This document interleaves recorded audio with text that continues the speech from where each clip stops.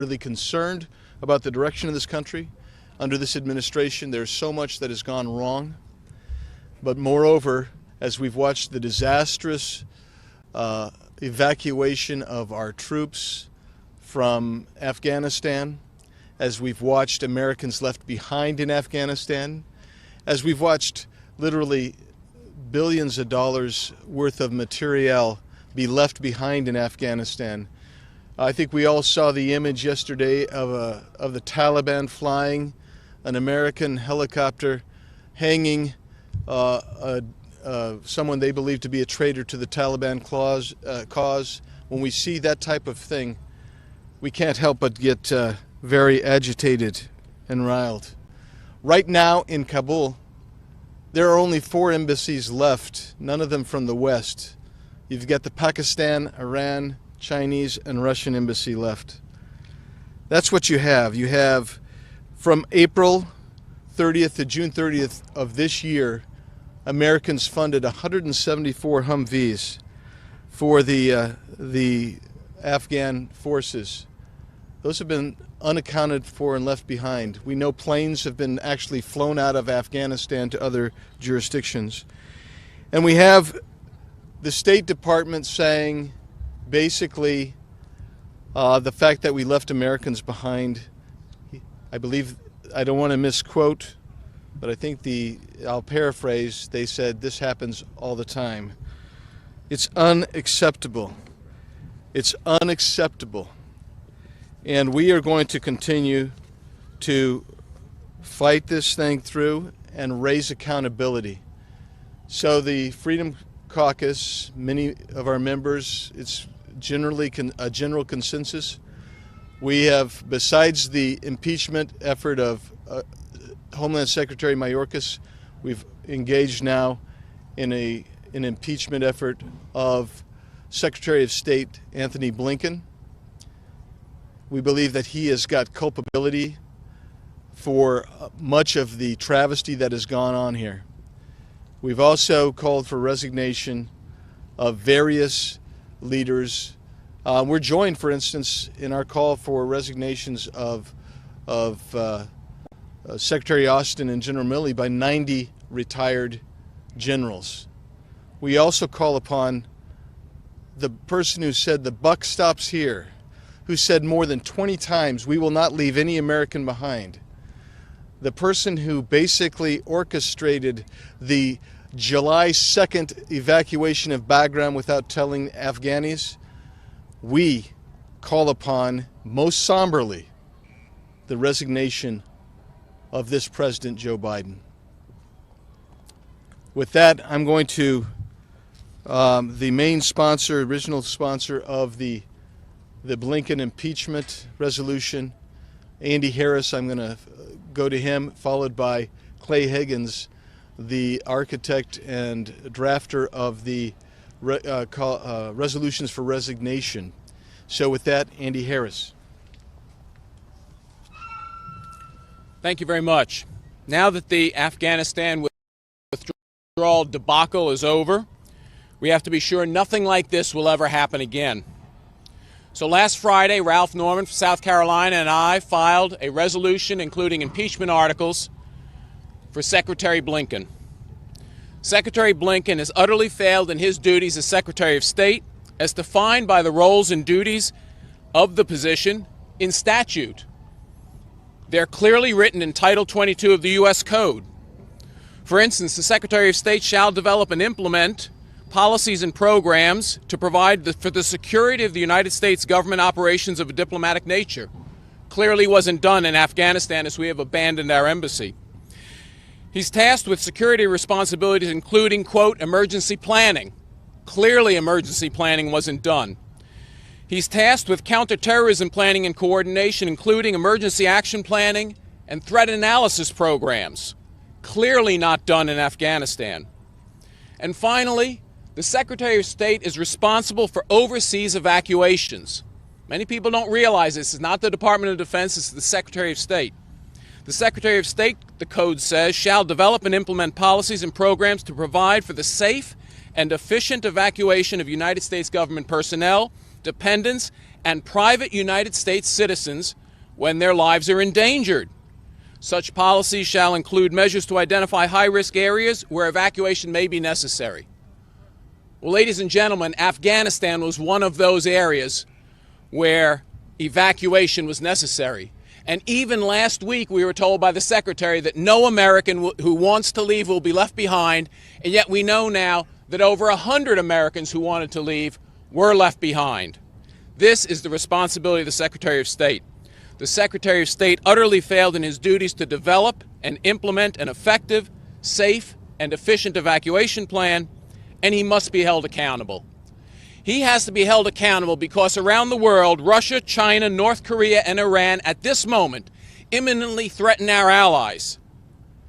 And we need to be certain that something like Afghanistan doesn't happen to one of our other allies. We need new, competent leadership at the State Department, and it starts with the resignation or impeachment of the Secretary. I now yield to Mr. Higgins.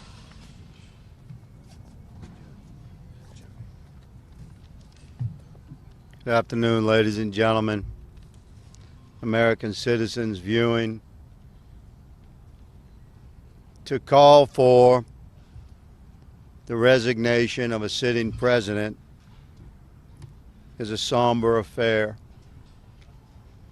To officially introduce by a legislative act a congressional response to the voice and will of we the people, the citizenry that we serve, to uphold the oath as a congressional servant to the nation that we love.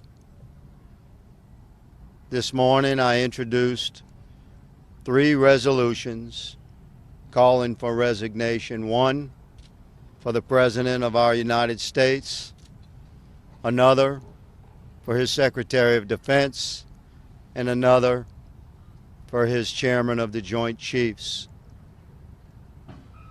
America faces a great division coming into this era of unspeakable grief as we look with broken hearts upon the failure of our executive branch to execute a well-planned withdrawal of American forces and allies and assets from Afghanistan. There was a plan in place last year that was turned over to the Biden administration that I supported and would have worked. But our president determined that he would not follow the previous administration's plan for withdrawal. He went off upon his own. Now there's many millions of Americans are hurt because they supported President Biden, and they look on in horror at the tragedy that has unfolded before them, and they know in their hearts, you Americans, you know who you are. I'm speaking to you now with compassion and love as your fellow American. Let us set aside our political affiliations and our ideological perspectives during this moment of challenge in American history, and let us just convey to each other from the depths of our heart and soul that we recognize the failure of our executive, and it's the right thing to do for the President of the United States to preserve some modicum of honor and to step down. If he does so, the constitutional process will move forward, and for my Democratic brothers and sisters across the country, whom I strongly oppose in this last election as a Republican and a conservative constitutionalist, but I speak to you now as an American. Understand that asking for your president's resignation, demanding your president's resignation because of his failure, causes the ascension of your vice president to the status of commander-in-chief and president of the United States. You put her in office, let's see what she's got. Because the right thing to do in America right now, as our reputation worldwide has been savaged by the actions of our own executive, as our allies meet in private to discuss their failed trust in America, what path forward?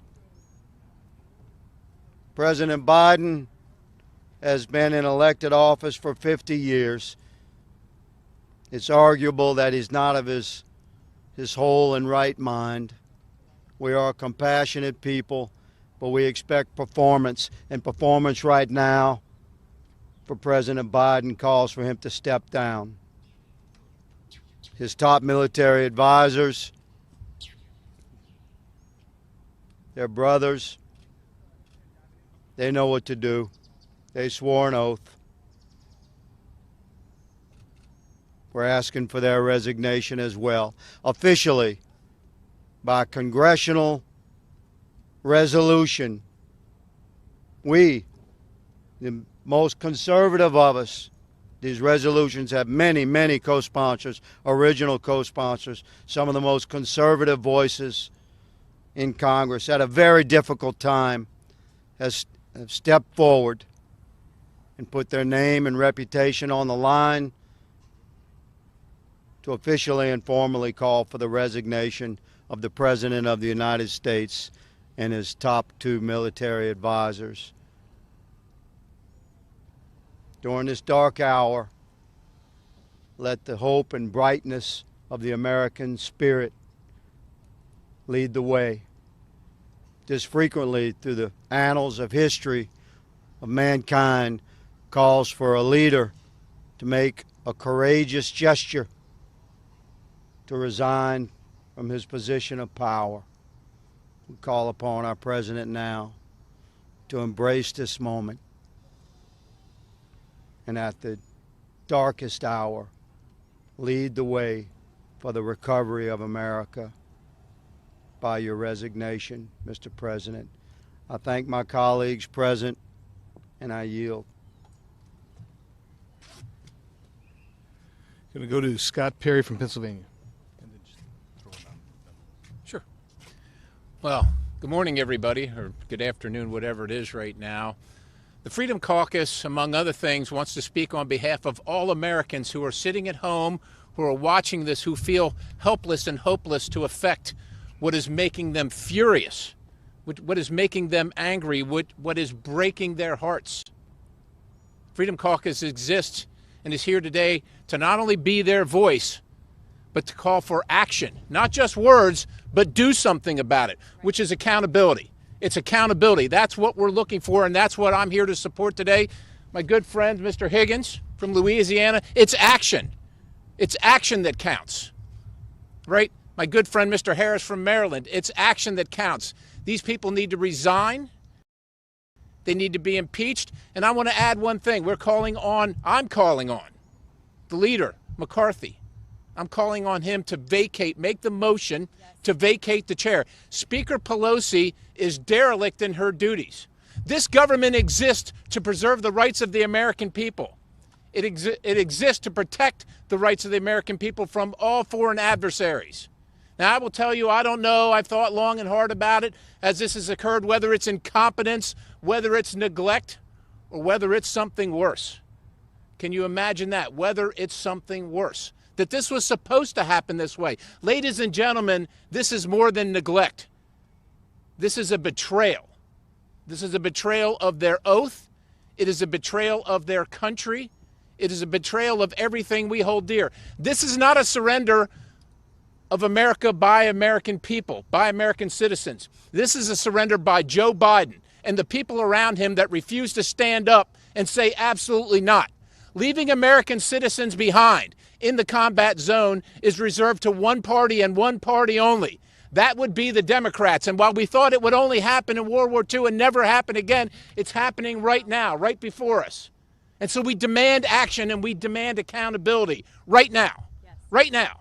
We're not waiting any longer. So while they're talking over here and while Speaker Pelosi's back in California telling you that she stands for women, little women and girls in Afghanistan, American girls in Afghanistan are being persecuted and worse as we speak. We do not accept it. We demand accountability and we demand action. I'd like to turn it over to the toughest lady in Congress from Colorado, Ms. Boebert. Man, that makes me want to run for Congress. Thank you very much, Congressman Perry. As the Taliban celebrate victory from an unconditional surrender, we with the House Freedom Caucus demand accountability. It is time for action. The American people are fed up. I'm fed up. The people standing here with me today are fed up. 13 service members killed. $85 billion worth of military equipment abandoned. Thousands of Americans left stranded, hundreds at this point. It should be enough for even the weakest, wokest members of Congress to step up. I would hope that just one Democrat would have the courage to join us. That one Democrat could do more than the so-called commander-in-chief who could only look at his watch while moms received the remains of their babies in Dover. Yesterday, terrorists killed someone, strung a person up by our very own Black Hawk helicopter, and flew him around for all the world to see. Even Tony Montana would be ashamed, embarrassed, and disgusted at what's happening right now. The truly oppressed, the Christians, the women, the children, the ones who dared to believe in freedom, they won't be rewarded for taking a knee. They'll be raped, they'll be slaughtered, all by savages using America's military equipment. After 20 years of war, Joe Biden, or whoever's telling him what to do nowadays, made the Taliban stronger than ever. Make no mistake, members of the House Freedom Caucus are not standing here today because Nancy Pelosi called for an emergency session of Congress. No, we're standing here because Nancy Pelosi, Joe Biden, and Kamala Harris and every person they've put in a position of leadership failed our brave men and women. They failed our brave men and women of the United States military, and they failed the American people. Think about it. Speaker Pelosi called us back into session to begin the process of spending trillions and trillions of dollars. We damn sure can be called back into Congress for this. This weekend, I promised every citizen I represent that I would do everything in my power as a United States Congresswoman to get rid of Joe Biden. Kamala Harris and Nancy Pelosi can follow him out the freaking door. I want everyone listening today on both sides of the aisle to hear these words. We were sent to Washington to represent the American people, not to watch our country give away billions of military equipment to known terrorists, not to sit idly by waiting for the next election, and certainly not to put up with an inept, weak, and incapable regime that puts everyone but American citizens first. From day one, this regime, so-called administration, has been all about America last policies, and every day they prove that more and more.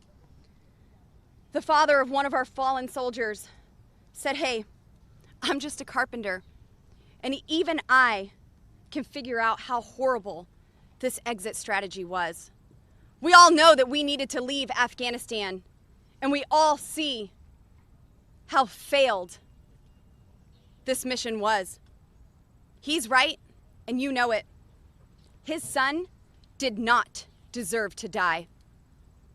The blame starts at the top with Biden and his hand-picked vice president, who bragged that she was right there making the same bad decisions. And if not for her own dereliction of duty, she should be impeached for not demanding we invoke the 25th Amendment. It is time for action. Impeach Biden, impeach Kamala Harris, and throw in the Secretary of State if you can get him back from vacation. Take a vote to vacate the chair, to get Nancy Pelosi the heck out of here. I hope at this time, at this stage, where we are today, there might be a handful of Democrats who actually might join us in taking a stand for our fallen soldiers, for America, for the Constitution. And if there are any Republicans who have any doubt, know that you will be facing your own primaries. And no amount of your precious money will be able to save you from the uprising of the American people who demand we do something now. I didn't come to Washington, D.C. to be a part of your clubs. I came here to make sure my boys never lived in a socialist nation. And now, today, I'd have to second guess who would actually lead them if they took a stand to serve and join our military. Woke doesn't work. Cutting and running doesn't work. Being asleep or senile or sucking on applesauce obviously doesn't work. We need leadership. We need action. And I plan to do whatever I can to deliver on both of these. Thank you very much. Gomert. Louis Gomert, Texas. Thank you. Well, I was not in the military the various times I've been to Afghanistan since I've been in Congress. But I was in the military back when we had a commander-in-chief named Carter. And he welcomed the Ayatollah Khomeini into Iran as a man of peace, and it cost American lives. And after the Iranians took American hostages, he spent the rest of his presidency begging them to let them go when we were strong enough we could have done something about it. And I hoped and prayed I would never see a time when America, the United States of America, would plummet to that poor of leadership that would get Americans put in harm's way by a weak president. But the truth is, as President Obama has said, he's got most of his administration still there with President Biden. And they were trying to buy the help of the Taliban to just kind of let us get out, quit killing us long enough for us to get out. It doesn't work with bloodthirsty, radical extremists like we have in the Taliban.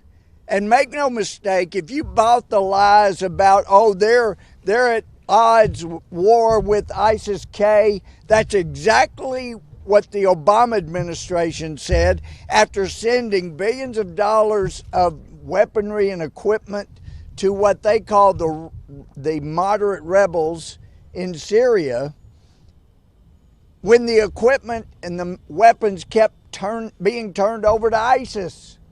Even President Obama had to suspend sending weapons to the moderate rebels for 90 days. But now we have a president again who he couldn't have made matters worse if he was getting money to his family from China or oligarchs in Russia. He has put this nation at risk. One of my very wise colleagues had said, it'll take us a generation to get back our credibility after abandoning those who fought for us and with us. And I said, I'm sorry, in my years traveling around the world as a member of Congress, we still have not completely recovered from the terrible presidency of Jimmy Carter. It's going to be generations. There will be Americans die because of this president's policies, the Secretary of Defense and State. And there are Americans right now I've heard from that are saying we're going to be able to get people out, but we have to get clearance from the State Department. Can you help us? And the message I'm getting is we're not going to give them clearance. They're going to let these Americans, these allies, die in Afghanistan, up in Panjshir, where we've got a lot of our friends and allies. They'd rather let them die than run the risk of something going wrong and the State Department being blamed. And let me tell you something else. People that I've met with that were leaders of our allies in what used to be called the Northern Alliance, so many of them have been ready to continue fighting. Some of their children, like Ahmad Shah Massoud's son, is ready to lead and fight. But Pakistan, without whom there would be no Taliban, they invited some of our allies who fought and lost family in 2001 and 2 before they defeated the Taliban.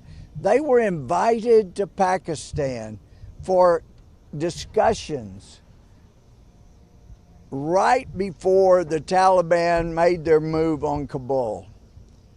And I don't know if they're there of their own choice still or if they're being held against their will, but somebody in this administration needs to check on our former allies. They are still our allies, but they're in Pakistan somewhere. Dustham, as I understand it, it's a different country.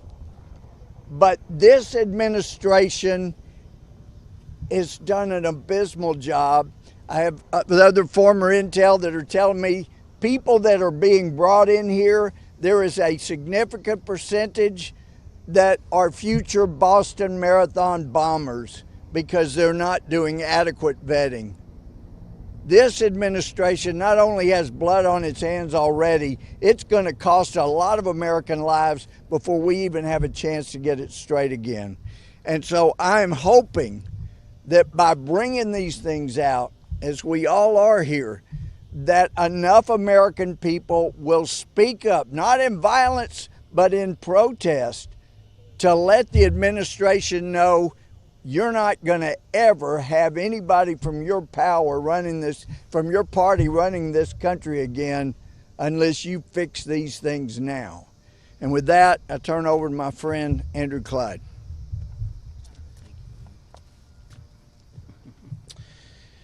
Thank you, Louis, and I appreciate the Freedom Caucus arranging this event today. Chairman Biggs, thank you for that.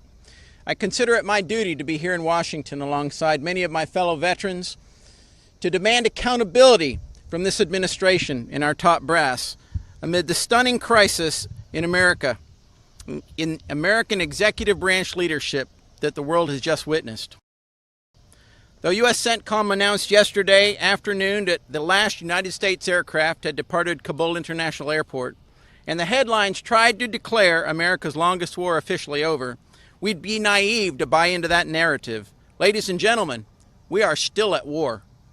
We did not eliminate the threat. No, oh no, Joe Biden's failed withdrawal exacerbated it. Al-Qaeda, ISIS, the Taliban, the Haqqani network now have a safe haven where they can regroup, increase in strength, and plan their next evil attack. The truth is, we were fighting this war on terror before 9/11. If y'all remember back to 1993 to the Twin Tower bombings, and we will have to continue to fight this war on terror going forward. We as a nation have enjoyed 20 years of safety and security since 9/11 because of the ability of our military and intelligence agencies to take the fight to the enemy on foreign soil, so that we have not had to weather the storms of more terrorist attack here at home. And they've done a great job. Our veterans deserve tremendous praise and tremendous honor for the sacrifices of the last 20 years keeping America safe. But the war has not ended. It just entered a new chapter. No longer will that be the case since we withdrew without eliminating the threat, and left behind approximately $80 billion in advanced weapons and equipment that is now in the possession of the Taliban. President Biden and the entire administration kept parroting the phrase, telling America, "We will get every American out who wants out." And we could have done that. We could have done that. We had the military strength to do it, but there was no will to do it. The administration did not have the will. The administration lied to the American people, and we will now have dire consequences for those actions. How many are left, Mr. President? The estimates are anywhere from a few hundred to a few thousand American citizens and their families. I fear we are on the brink of another Tehran hostage crisis, but on a much more massive scale. Think about that. President Biden and his advisors should have seen the rapid fall of Afghanistan coming, as the intelligence assessments provided were indeed accurate. This was not an intelligence community failure. This was a failure of leadership. If the administration could not understand the dire situation, then they were incompetent for the job from the very beginning. But it appears that they chose to ignore the intelligence and maintain an inflexible course of action, so they are culpable and directly responsible for this humiliating and deadly retreat. Our top leadership has failed us. They failed our citizens, who they knowingly and willingly left behind enemy lines, and they failed our allies. They failed the whole of America, and so Secretary of State Blinken, Secretary of Defense Lloyd, and Chairman Joint Chiefs of Staff Milley should all resign, and I am calling for their resignation again. I called for that last week, but at the end of the day, the buck stops with President Biden, and so he should resign too for this abysmal failure of leadership. The Washington Times just ran a story that approximately 90 retired military senior officers, 90 of them, agreed and said the top military brass was negligent in performing their duties. As a retired senior military officer myself, that is exactly my point of view. My final message to all watching is this: Mr. Biden, give us the plan to bring all Americans home safely. We are America. We don't leave our people behind. Do not let the White House pull the wool over your eyes and feed you their false narrative that the war on terror is over and everyone who wanted to get out got out. That is a lie. Mr. Biden, we demand your plan, and we won't stop until we get it. We are America. We don't leave our people behind. And with that, I yield to my good friend from Virginia, Bob Good. Thank you, Andrew. Speaker Pelosi should call Congress back into session right now. And if she doesn't do that, we ought to vacate the chair and remove her as Speaker. This failed withdrawal from Afghanistan clearly demands congressional oversight. This administration couldn't have done a worse job if they did it on purpose. But it's no surprise this administration and our military leaders have focused on climate change. They focused on this phony allegations of white supremacy and racism within our military. They focused on equity and inclusion, transgender policies. They even flew the gay pride flag over the U.S. Embassy in Kabul for 30 days in the month of June. This administration doesn't know how many American people were abandoned in enemy territory. No wonder. And they have no plan to rescue those who've been left behind. He kept his promises, this president, to the Taliban, but he hasn't kept his promises to the American people when he promised he would leave no Americans behind. Only 4% of those who've been evacuated so far, about 5,000 of some 127,000, are Americans. Here we go, putting others ahead of Americans, foreigners ahead of Americans. And this administration, which has shown no interest, no desire, no willingness in properly vetting those who they are helping stream across our southern border, do you have any confidence that they would adequately or sufficiently vet those who they're bringing into our country from Afghanistan? If we got it 99% right, and there's no way this administration would get it 99% right, but if it was 99% right, then 1% out of 120,000 is 1,200 bad guys, and we're already receiving credible reports of bad guys in our country who wish us harm, who were not properly vetted or kept from getting into our country. After 18 months of no American deaths in Afghanistan, we now have 13 dead, 18 wounded, and hundreds, if not thousands, unaccounted for. They estimated we had 10 to 15,000 Americans in Afghanistan. We've removed 5,000, and now they say we just have a couple hundred left. You do the math and tell me if you have confidence in what this administration is telling us. This president has abandoned Americans to be captured, tortured, or most likely killed by the Taliban. How can he be okay with this? Simply to meet an artificial political goal to celebrate that we're out of Afghanistan by 9/11. How are we supposed to trust this administration? This week it was confirmed that an Afghan on the no-fly list was evacuated to the UK. It's only a matter of time before more dangerous Afghanis are brought into this country, making once again every town a border. And we will continue to listen right here on Live Now from Fox, taking a quick 2-minute break. Biden, meanwhile, he takes naps while he's meeting with foreign dignitaries. He checks his watch while he's receiving American troops at Andrews. He breaks his promises to the American people. His Secretary of State, Blinken, as others have called for, should be impeached for his leadership or failed leadership in this disastrous withdrawal. In addition, President Biden, Secretary Austin, and General Milley should resign or also face impeachment. Speaker Pelosi, call us back into session to make this happen, or let's vacate the chair. Yes. And I yield now to my wonderful Congressman colleague from Illinois, Mary Miller.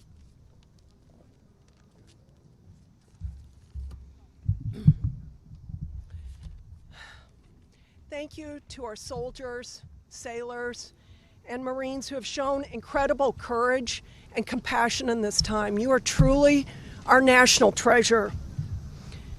Our hearts go out to the families who are mourning. I can't fathom it. As a mother, I can't fathom the pain that you are enduring at this time, and I even think of the thousands of families the last 20 years that have lost loved ones over there. They had their whole lives ahead of them. Americans are looking for answers, and they don't believe what's coming out of the administration. Pelosi promised a hearing on August 17th. As of yet, no hearing. The last hearing they had was on windmills. Totally disrespectful. I can't help but notice, why are our flags not flying at half-mast? We should be weeping and mourning over the direction of our country. Where is Pelosi? Where are the House Democrats? The chamber is dark and empty. Did Adam Shifty Shift fall off the face of the earth? What a disgrace. Congress must act immediately to begin hearings to hold President Biden responsible. I've been thinking about this. Holding people responsible.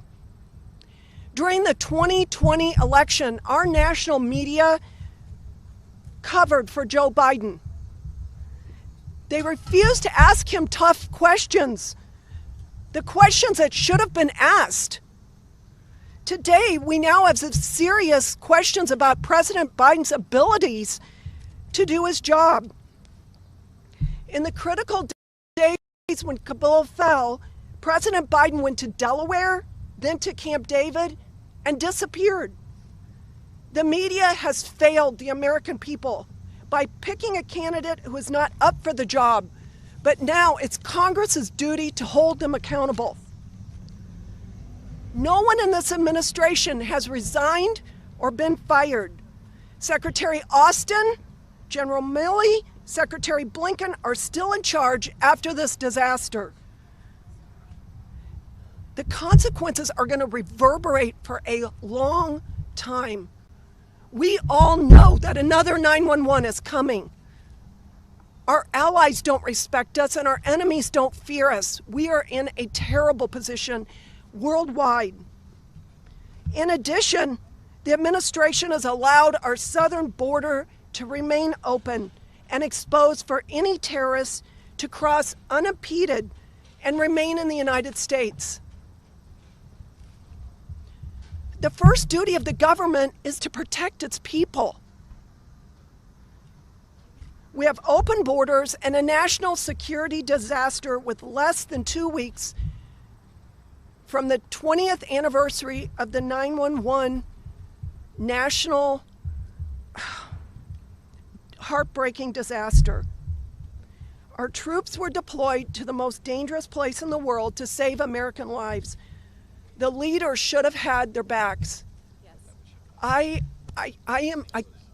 go to bed at night, I wake up during the night, I wake up in the morning thinking about the families that have lost loved ones over there, and in addition, the Americans we left, the allies we abandoned, the Christians that are going to be murdered, tortured and murdered, and the women and girls. Yeah. I have a friend whose mother married a pedophile and brought him into her home, and he raped her 2 younger sisters. That mother is just as guilty as the pedophile, in my opinion. This administration is just as guilty as the terrorists.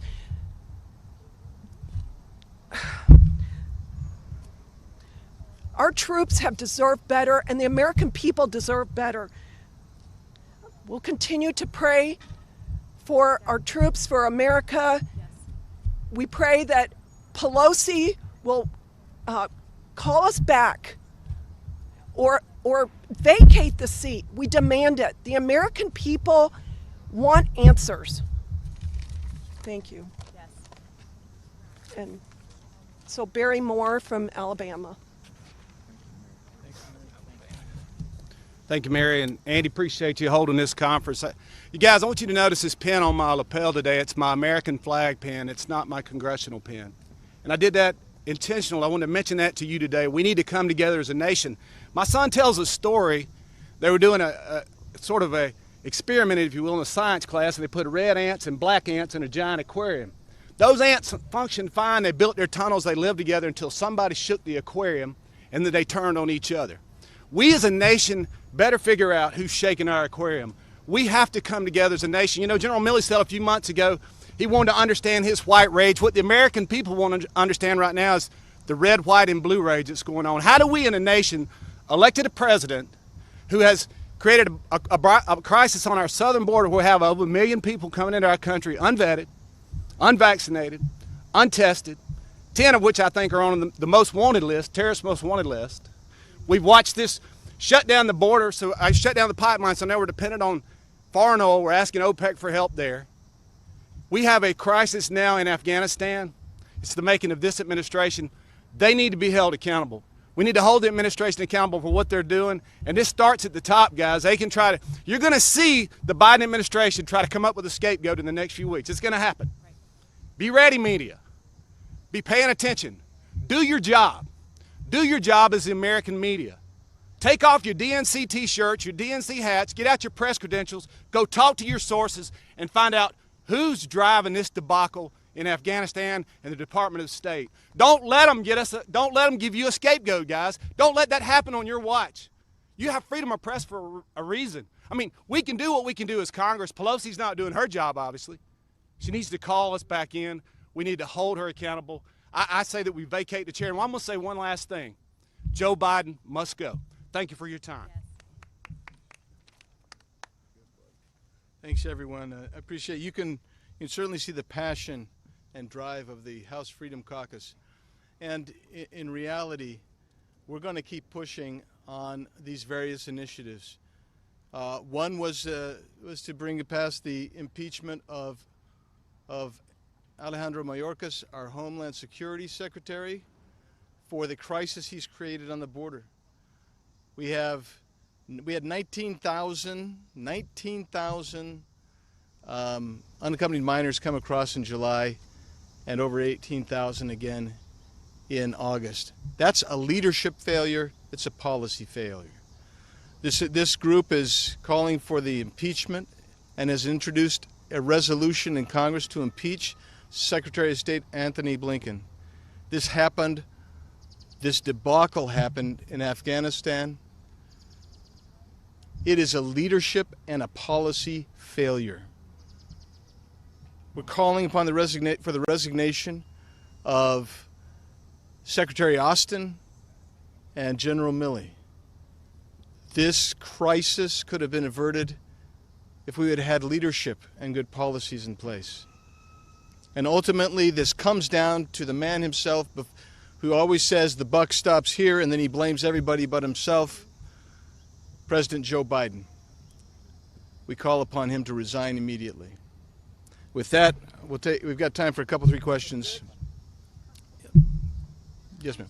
You've been an outspoken supporter of campaigning fees, contractual military conflicts abroad. You supported President Trump's May 1st deadline to withdraw troops. Given the scenes that we're seeing on the ground right now, have you changed your mind? Do you think it was a mistake for this administration and the past administration to plan to withdraw troops this summer? A couple of things with that. This administration basically scrapped the power sharing and the conditional response withdrawal that President Trump had put in place. President Trump had put in place a system of checks and balances. So they had entered into an agreement to have power sharing between the Taliban and the Afghani government.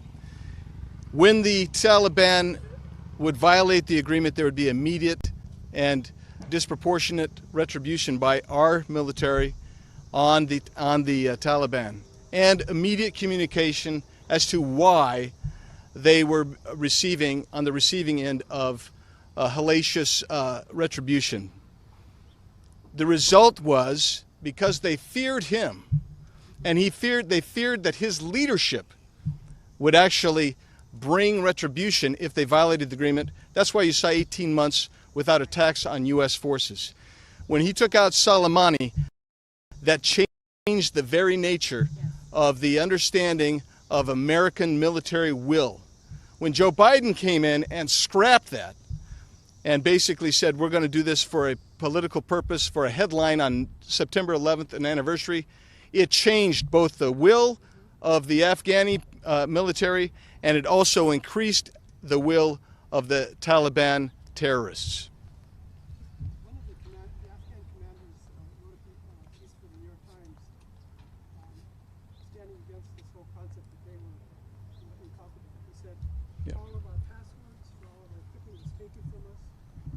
Bagram, we showed up at Bagram, the electricity was stopped. As one who flew into Iran at the height of the hostage crisis, there's a view that this was not accidental, and that President regime was given a list of things to check from China, and the greatest beneficiary is China, because they gained almost all the rare earth metals, and they gained their half now all very fast. So is anyone exploring Yes. but very well organized and very well planned checklist of each of the payments for Hunter? Yeah, so to understand this, July 2nd, when Bagram was basically evacuated without telling our Afghan allies, we turned off the power and left, but we left a lot of material there, weapons, ammunition, Humvees, etc.